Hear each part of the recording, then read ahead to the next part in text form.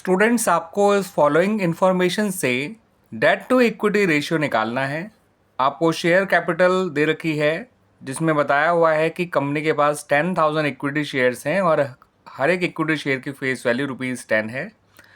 Total face value है ₹1,00,000। उसके अलावा जनरल रिजर्व है ₹70,000 और surplus that is balance in statement of profit and loss वो है ₹30,000। डिबेंचर्स हैं ₹75,000 और लॉन्ग टर्म प्रोविजंस हैं ₹25,000। उसके अलावा current maturities of long term debts भी दे रखा है जो कि है ₹10,000। तो students, debt to equity ratio का फॉर्मूला होता है non current liabilities divide by share holders fund. Non current liabilities के नाम पे आपको डिबेंचर्स लेना है और लॉन्ग टर्म प्रोविजन लेना है, दोनों को ऐड करेंगे तो ये आएगा ₹1,00,000। और शेयर होल्डर फंड के नाम पे आपको लेना है equity share capital, general reserve और सरप्लस यानी balance in statement of profit and loss. ये मिलाकर हो गया ₹2,00,000। तो आपका जो डेट टू इक्विटी रेशियो है वो निकल कर आएगा 0.5:1। Clear students? आगे समझ में इतना? हाँ, यहाँ पर एक चीज़ और ध्यान रखिएगा, ये जो करंट मैच्योरिटीज़ और लॉन्ग टर्म डेट्स है इसको क्यों नहीं लेना है, क्योंकि ये करंट लायबिलिटीज़ में काउंट होता है और हमें हमारे फॉर्मूले में नॉन करंट लायबिलिटीज़ चाहिए। अब इस इलस्ट्रेशन को देख लीजिए स्टूडेंट्स। आपसे कहा गया है कि आपको डेट टू इक्विटी रेशियो निकालना है फ्रॉम द फॉलोइंग इन्फॉर्मेशन। आपको टोटल एसेट्स दे रखा है ₹1,25,000, टोटल एक्सटर्नल लायबिलिटीज़ यानी टोटल डेट्स दे रखे हैं ₹1,00,000 और आपको करंट लायबिलिटीज़ दे रखा है ₹50,000। तो students, debt to equity ratio में आपको चाहिए नॉन करंट लायबिलिटीज़ और शेयर होल्डर्स फंड। अब नॉन करंट लायबिलिटीज़ कैसे आएंगी वो समझ लीजिए। आपको जो टोटल एक्सटर्नल लायबिलिटीज़ यानी टोटल डेट्स दे रखे हैं उनमें से करंट लायबिलिटीज़ को माइनस कर दीजिए, यानी कि ₹1,00,000 में से ₹50,000 को माइनस कर दीजिए। ये आ गया ₹50,000। अब शेयर होल्डर फंड कैसे आएगा वो देख लीजिए। आप टोटल एसेट्स में से टोटल डेट्स को माइनस कर दीजिए। टोटल एसेट है ₹1,25,000 और टोटल डेट्स है ₹1,00,000। ये निकल आया ₹25,000। अब हमें नॉन करंट लायबिलिटीज़ भी पता है जो कि है ₹50,000 और शेयर होल्डर्स फंड भी पता है जो कि है 25,000 और हमारा डेट टू इक्विटी रेशियो निकल कर आ जाएगा 2:1। अगले इलस्ट्रेशन में हमें स्टूडेंट्स लॉन्ग टर्म बोरिंग्स दे रखा है, लॉन्ग टर्म प्रोविजंस दे रखा है, करंट लायबिलिटीज़ दे रखा है, नॉन करंट एसेट दे रखा है और करंट एसेट्स दे रखा है। ठीक है, हमें निकालना है यहाँ पर भी डेट टू इक्विटी रेशियो। तो स्टूडेंट्स, नॉन करंट लायबिलिटी तो हमें पता है, अगर हम लॉन्ग टर्म बोरिंग और लॉन्ग टर्म प्रोविजन को जोड़ देंगे तो ये नॉन करंट लायबिलिटीज़ आ जाएगा ₹3,00,000। अब शेयर होल्डर फंड हमें नहीं पता, उसके लिए पहले हमें टोटल एसेट ढूंढना होगा। उसके लिए नॉन करंट एसेट और करंट एसेट इनको ऐड कर दीजिए। नॉन करंट एसेट है ₹3,60,000, करंट एसेट्स है ₹90,000। ये आ गया निकल के ₹4,50,000। अब शेयर होल्डर फंड के लिए देखिए स्टूडेंट्स, हम लायबिलिटी साइड अप्रोच को फॉलो करेंगे। टोटल एसेट्स में से अगर हम नॉन करंट लायबिलिटीज़ और करंट लायबिलिटीज़ दोनों को हटा दें तो शेयर होल्डर फंड आ जाएगा। तो टोटल एसेट हमारी है ₹4,50,000, नॉन करंट एसेट हैं ₹3,60,000 और करंट लायबिलिटीज़ हैं ₹50,000। नॉन करंट लायबिलिटीज स्टूडेंट 3,60,000 नहीं है, नॉन करंट लायबिलिटीज़ हैं ₹3,00,000। Clear students? ये हमने अभी यहाँ निकाला था 3,00,000, 3,60,000 तो नॉन करंट एसेट हैं। ठीक है स्टूडेंट्स, 450 में से आप 50 हटाएंगे आएगा 4 लाख और 3 लाख हटाएंगे तो आंसर आएगा 1 लाख। अब हम अपना डेट टू इक्विटी रेशियो निकाल सकते हैं। नॉन करंट लायबिलिटीज़ भी हमें पता है, शेयर होल्डर फंड भी हमें पता है। नॉन करंट लायबिलिटीज़ है रुपीज़ 3 लाख और शेयर होल्डर फंड है रुपीज़ 1 लाख। रेशियो आ गया 3:1। अब इस इलस्ट्रेशन को देखिए स्टूडेंट्स, आपसे कहा गया है कि कैलकुलेट करिए debt to equity ratio from the following information. आपको फिक्स एसेट्स की ग्रॉस वैल्यू दे रखी है रुपीज़ 6 लाख, एक्यूमुलेटेड एप्रिसिएशन दे रखा है rupees 1 lakh, non current investment दे रखा है रुपीज़ 30,000 और long term loans and advances दे रखा है rupees 20,000। Current asset 2,50,000, current liabilities 2 lakh, long term borrowings यानी 10% डिवेंचर्स आपको दे रखा है रुपीज़ 3 लाख और लॉन्ग टर्म प्रोविज़न आपको दे रखा है रुपीज़ 1 लाख। तो स्टूडेंट्स यहाँ पे हमें नॉन करंट लायबिलिटी तो मिल गया।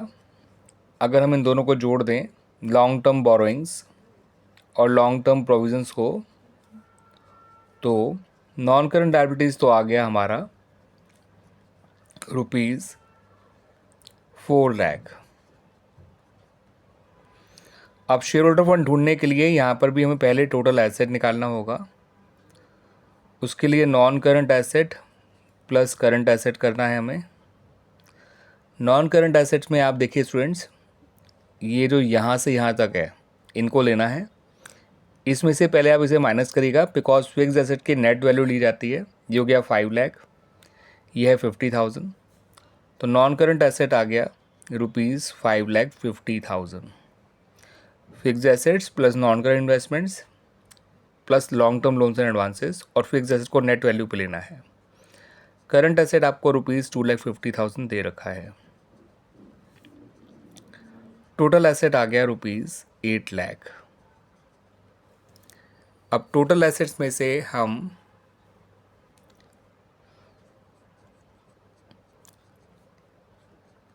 नॉन करंट लायबिलिटीज़ को हटा देंगे और करंट लायबिलिटीज़ को हटा देंगे, हमारा शेयर होल्डर फंड आ जाएगा। यानी रुपीज़ 8 लाख में से रुपीज़ 4 लाख और रुपीज़ 2 लाख दोनों माइनस कर दीजिए। शेयर होल्डर फंड आ गया रुपीज़ 2 लाख। अब डेट टू इक्विटी रेशियो निकालने के लिए हमारे पास नॉन करंट लायबिलिटी भी है और हमारे पास शेयर होल्डर फंड भी है। नॉन करंट लायबिलिटीज़ हैं रुपीज़ 4 लाख और शेयर होल्डर फंड है रुपीज़ 2 लाख। रेशियो आ गया 2:1। क्लियर स्टूडेंट्स, आगे सुन में। ये जो सॉल्यूशन है बिल्कुल पिछले वाले इलस्ट्रेशन जैसा ही है। वहाँ पे भी हमने पहले नॉन करंट लायबिलिटीज़ पता कर लिया था और फिर पहले टोटल एसेट निकालने के बाद टोटल एसेट में से नॉन करंट लायबिलिटी और करंट लायबिलिटीज़ दोनों को हटा के हमने शेयर होल्डर फंड ढूंढ लिया और फिर अपना डेट टू इक्विटी रेशियो निकाल लिया। अब इस इलस्ट्रेशन को देखिए स्टूडेंट्स, यहाँ पे आपको टोटल डेट्स दे रखा है रुपीज़ 12 लाख, करंट लायबिलिटीज़ दे रखा है रुपीज़ 4 लाख, कैपिटल एम्प्लॉयड आपको दे रखा है रुपीज़ 12 लाख। आपको यहाँ पर भी निकालना है डेट टू इक्विटी रेशियो। तो students, debt to equity ratio के लिए आपको चाहिए नॉन करंट लायबिलिटी और शेयर होल्डर फंड, तो उनको ही पहले ढूंढ लेते हैं। नॉन करंट लायबिलिटी के लिए आप टोटल डेट्स में से माइनस कर दीजिए करंट लायबिलिटीज़, यानी कि 12 लाख में से रुपीज़ 12 लाख में से रुपीज़ 4 लाख को हटा दीजिए। ये आ गया रुपीज़ 8 लाख। अब शेयर होल्डर फंड के लिए आपको क्या करना है वो भी देख लीजिए। कैपिटल एम्प्लॉयड में से आप नॉन करंट लायबिलिटीज़ को हटा दीजिए। कैपिटल एम्प्लॉयड है rupees 12 lakh, non current liabilities है रुपीज़ 8 लाख।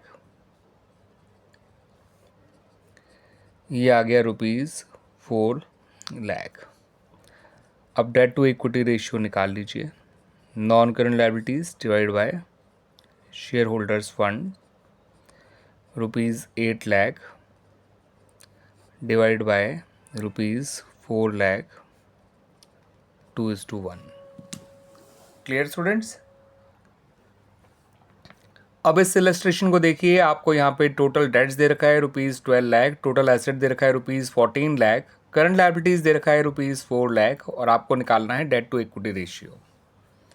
तो स्टूडेंट्स पहले नॉन करंट लायबिलिटीज़ को ढूंढिए। टोटल डेट्स में से करंट लायबिलिटीज़ को हटा दीजिए। टोटल डेट्स हैं ₹12 लाख और करंट लायबिलिटीज़ है ₹4 लाख। ये आ गया ₹8 लाख। अब आप क्या करेंगे, शेयर होल्डर फंड को ढूंढने के लिए टोटल एसेट में से टोटल डेट्स को हटा दीजिए। टोटल एसेट है ₹14 लाख। ठीक है, टोटल एसेट में से अगर टोटल डेट हटा दिया जाएगा तो आपका शेयर होल्डर फंड ही आएगा। मैं अभी आपको दिखा भी दूंगा ये कैसे आता है। तो 14 लाख माइनस 12 लाख इज ₹2 लाख और आपका डेट टू इक्विटी रेशियो आ जाएगा non current liability divide by share holder fund. Non current liability आ चुकी है ₹8 लाख और शेयर होल्डर फंड है ₹2 लाख। रेशियो आ गया 4:1। अब शेयर होल्डर फंड जो है वो total asset minus total debts करके कैसे आता है वो समझा देता हूँ मैं आपको स्टूडेंट्स। लायबिलिटी साइड अप्रोच से आप अगर share holder fund, non current liability और करंट लायबिलिटी तीनों को जोड़ दें तो टोटल एसेट आ जाएगा। अब ये जो नॉन करंट लायबिलिटी है और करंट लायबिलिटी है इनको जोड़कर टोटल डेट्स बोलते हैं। इस टोटल डेट्स को वहाँ ले गए, ये बन गया शेयर होल्डर फंड का फॉर्मूला। ठीक है स्टूडेंट्स, आपको स्टूडेंट्स यहाँ पर इलस्ट्रेशन नंबर 48 में टोटल एसेट्स दे रखी है ₹28 लाख, टोटल डेट्स दे रखा है ₹24 लाख, कैपिटल एम्प्लॉयड दे रखा है ₹20 लाख। आपको निकालना है डेट टू इक्विटी रेशियो। तो यहाँ पर आप पहले शेयर होल्डर फंड निकाल लीजिए वैसे ही जैसे अभी हमने पिछले इलस्ट्रेशन में निकाला था। टोटल एसेट में से टोटल डेट्स को हटा दीजिए।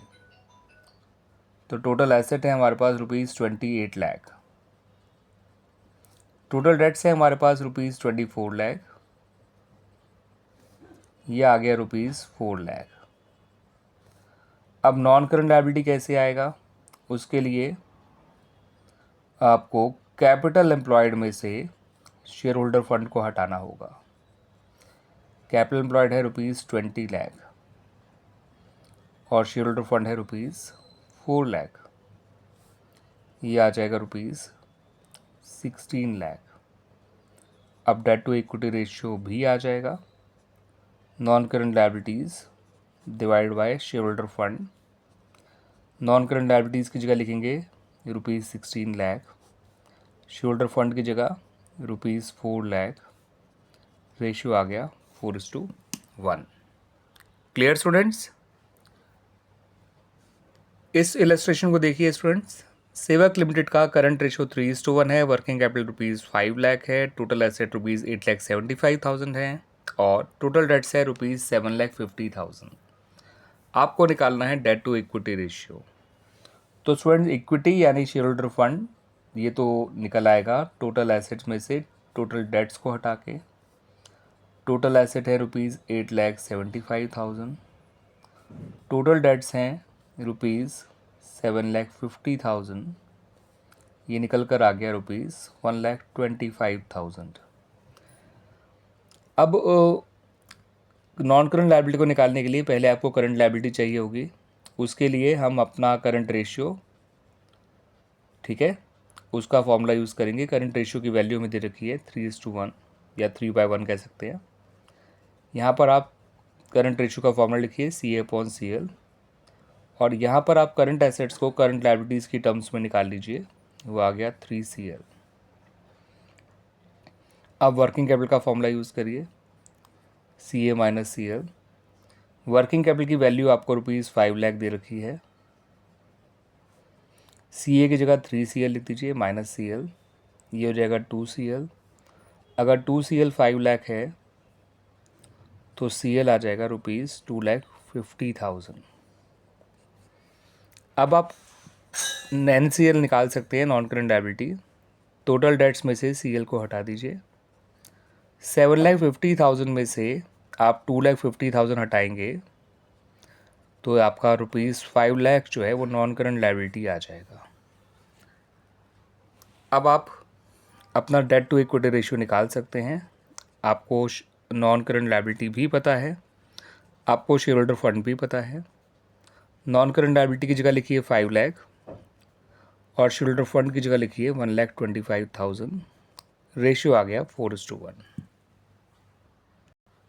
इस इलस्ट्रेशन को देखिए स्टूडेंट्स, आपको क्विक रेशियो दे रखा है राजा लिमिटेड का 1.5:1, वर्किंग कैपिटल दे रखी है ₹3 लाख, इन्वेंट्रीज दे रखी है ₹2 लाख, टोटल एसेट है 9,50,000, टोटल डेट्स है ₹7 लाख। निकालना है डेट टू इक्विटी रेशियो। तो स्टूडेंट्स यहाँ पर भी आपको पहले शेयर होल्डर फंड निकाल देना है। शेयर होल्डर फंड निकालने के लिए टोटल एसेट्स में से टोटल डेट्स को हटा देना है। ₹9,50,000 में से आप ₹7 लाख माइनस करेंगे तो शेयर होल्डर फंड आ जाएगा ₹2,50,000। क्विक रेशियो का फॉर्मूला होता है students quick asset upon current liabilities. Quick ratio की वैल्यू 1.5 है, ठीक है। यहाँ पर आप क्विक एसेट को करंट लायबिलिटीज़ की फॉर्म में निकाल लीजिए, ये आ जाएगा 1.5 CL। Clear students. अब क्विक एसेट में अगर हम इन्वेंट्रीज प्लस कर दें तो वो होता है इक्वल टू करंट एसेट, यानी हम कह सकते हैं कि 1.5 CL प्लस ₹2 लाख इक्वल होना चाहिए करंट एसेट के, है ना स्टूडेंट्स। अब वर्किंग कैपिटल का फॉर्मूला यूज़ करते हैं जो होता है CA minus CL। Working capital की जगह लिखेंगे ₹3 लाख, करंट एसेट की जगह लिखेंगे 1.5 CL प्लस ₹2 लाख और CL को CL रहने देंगे। 1.5 CL में से CL गया तो बचेगा 0.5 CL। ये 2 लाख वहाँ जाके माइनस हो जाएगा तो ये आएगा ₹1 लाख। 1 लाख को 0.5 से डिवाइड करेंगे तो ये निकल के आ जाएगा ₹2 लाख। ठीक है स्टूडेंट्स, 1 लाख अपॉन 0.5 होता है 2 लाख, क्योंकि हम 0.5 का पॉइंट हटाएंगे तो ऊपर 10 लाख हो जाएगा, नीचे 5 हो जाएगा। 10 लाख अपॉन 5 होता है 2 लाख। अब करंट लायबिलिटी आ गई स्टूडेंट्स, नॉन करंट लायबिलिटी आ जाएगी हमारी। नॉन करंट लायबिलिटी आएगी total debts minus current liabilities करके। टोटल डेट्स हैं हमारे 7 लाख, करंट लायबिलिटीज़ है ₹2 लाख, तो ये निकल कर आ गया ₹5 लाख। अब रही बात डेट टू इक्विटी रेशियो की, तो डेट टू इक्विटी रेशियो के लिए नॉन करंट लायबिलिटी भी हमारे पास है, शेयर होल्डर फंड भी हमारे पास है। नॉन करंट लायबिलिटीज़ आया है ₹5 लाख, शेयर होल्डर फंड है ₹2,50,000, रेशियो आ गया 2:1। Clear students. अगले इलस्ट्रेशन में आपको डेट टू इक्विटी रेशियो दे रखा है 2:1 और आपसे पूछा गया है कि बताइए विद रीज़न कि ये जो फॉलोइंग ट्रांजैक्शन दे रखी हैं वो इस रेशियो को इंक्रीज़ करेंगी, डिक्रीज़ करेंगी, या इन ट्रांजैक्शन की वजह से इस रेशियो पे कोई फ़र्क नहीं पड़ेगा। तो जो सबसे पहली ट्रांजैक्शन है, purchase a fixed asset bye taking long term loan. ठीक है स्टूडेंट्स, तो जब एक फिक्स एसेट को परचेज किया जाएगा by taking long term loan, तो as a result of that एक नॉन करंट एसेट और नॉन करंट लायबिलिटी ये दोनों इंक्रीज़ हो जाएंगे। अब हमारे डेट टू इक्विटी रेशियो में नॉन करंट लायबिलिटी आता है, ठीक है। फॉर्मूला होता है non current liability divide by share holder fund, और अगर सिर्फ नॉन करंट लायबिलिटी बढ़ेंगी तो हमारा डेट टू इक्विटी रेशियो भी बढ़ेगा। तो आप इसमें वर्बल एक्सप्लेनेशन देंगे कि this transaction will increase the non current liabilities and as a result of that equity ratio will also increase. अगले ट्रांजेक्शन में कहा गया है कि फिक्स्ड एसेट्स को जिसकी बुक वैल्यू ₹40,000 है, ₹5,000 के लॉस पे बेचा गया है। तो यहाँ पर स्टूडेंट्स एक नॉन करंट एसेट इन्वॉल्व है, करंट एसेट इन्वॉल्व है, और यहाँ पर शेयर होल्डर फंड भी इन्वॉल्व है। नॉन करंट एसेट कम हो रही है, करंट एसेट बढ़ रही है, और शेयर होल्डर फंड कम हो जाएगा बिकॉज ऑफ लॉस। तो हमारे डेट टू इक्विटी रेशियो में शेयर होल्डर फंड आता है, non current liability by share holder fund, और अगर सिर्फ शेयर होल्डर फंड कम हो रहा है तो हमारा डेट टू इक्विटी रेशियो बढ़ जाएगा। ठीक है, अगर किसी भी फ्रैक्शन में डिनोमिनेटर कम हो जाता है तो वो रेशियो या वो फ्रैक्शन बढ़ जाता है, यानी वो रेशियो बढ़ जाता है, यानी डेट टू इक्विटी रेशियो यहाँ पे इंक्रीज हो जाएगा। ठीक है स्टूडेंट्स। अगले क्वेश्चन में सब कुछ सेम ही है। फिक्स एसेट 40,000 की है, इस बार उसे 50,000 का बेचा गया है, यानी कि गेन ऑफ ₹10,000 पे बेचा गया है। गेन का बढ़ना मतलब शेयर होल्डर फंड का बढ़ना, और सिर्फ शेयर होल्डर फंड बढ़ेगा तो रेशियो डिक्रीज हो जाएगा। Same logic, non current liability तो अनचेंज रहेंगी मगर शेयर होल्डर फंड बढ़ जाएगा। नॉन करंट एसेट और करंट एसेट से मतलब नहीं है, लेकिन शेयर होल्डर फंड बढ़ेगा तो रेशियो हमारा कम हो जाएगा। Issue of new shares for cash, एक करंट एसेट बढ़ गया और शेयर होल्डर फंड बढ़ गया। Same reason students fourth point के भी, कि सिर्फ शेयर होल्डर फंड बढ़ेगा तो रेशियो डिक्रीज हो जाएगा, क्योंकि नॉन करंट लायबिलिटी अनचेंज है और किसी भी फ्रैक्शन का यहाँ डिक्रीज था स्टूडेंट्स, यहाँ भी डिक्रीज ही आएगा। सिर्फ शेयर होल्डर फंड बढ़ेगा तो रेशियो डिक्रीज होगा ही होगा। ठीक है, अगला पॉइंट है issue of bonus shares. Bonus shares जो है वो प्रॉफिट्स को शेयर्स में कन्वर्ट करके इशू किए जाते हैं। तो प्रॉफिट भी शेयर होल्डर फंड का पार्ट है, शेयर्स भी शेयर होल्डर फंड का पार्ट है, तो शेयर होल्डर फंड में कोई चेंज नहीं आएगा और ना ही आपका नॉन करंट लायबिलिटी में चेंज आएगा, ये दोनों ही अनचेंज रहेंगे। तो डेट टू इक्विटी रेशियो भी अनचेंज रहेगा इस ट्रांजैक्शन में। ठीक है, neither the non current liabilities not share holder fund are affected, that's why the debt to equity ratio remain unchange. अगला पॉइंट जो है, अगली ट्रांजैक्शन जो है, redemption of debentures for cash. तो स्टूडेंट्स, डिबेंचर्स जब इशू किए जाते हैं तब तो वो नॉन करंट लायबिलिटी है, लेकिन जिस साल उनका रिडम्पशन होना होता है उस साल वो करंट मैच्योरिटीज़ और लॉन्ग टर्म डेट्स में इंक्लूड कर ले जाते हैं, जो कि करंट लायबिलिटी है। तो ऐसा करने से एक करंट लायबिलिटी कम हो रही है और एक करंट एसेट कम हो रहा है। तो हमारे ना ही नॉन करंट लायबिलिटी पे ना ही शेयर होल्डर फंड पे कोई फ़र्क पड़ रहा है, दोनों अनचेंज है। तो हमारा डेट टू इक्विटी रेशियो भी अनचेंज रहेगा इन दिस पर्टिकुलर ट्रांजैक्शन। ठीक है students, conversion of debentures into equity shares. तो जब कंपनी डिबेंचर्स को इक्विटी शेयर्स में कन्वर्ट करती है तो डिबेंचर तो उस साल एक करंट लायबिलिटी है, तो करंट लायबिलिटी कम हो जाएगी मगर शेयर होल्डर फंड बढ़ जाएगा शेयर्स बढ़ने से। और आप जानते हैं स्टूडेंट्स, अगर सिर्फ शेयर होल्डर फंड बढ़ रहा है, अगर सिर्फ डिनोमिनेटर बढ़ रहा है किसी भी फ्रैक्शन का, तो वो रेशियो डिक्रीज़ हो जाता है, यानी यहाँ पर डेट टू इक्विटी रेशियो जो है वो डिक्रीज़ हो जाएगा। Clear students? लास्ट पॉइंट है डिक्लेरेशन ऑफ फाइनल डिविडेंड। जब फाइनल डिविडेंड डिक्लेयर होता है तो कंपनी अपना प्रॉफिट्स का कुछ हिस्सा जो है वो डिविडेंड पेबल अकाउंट में ट्रांसफ़र कर देती है।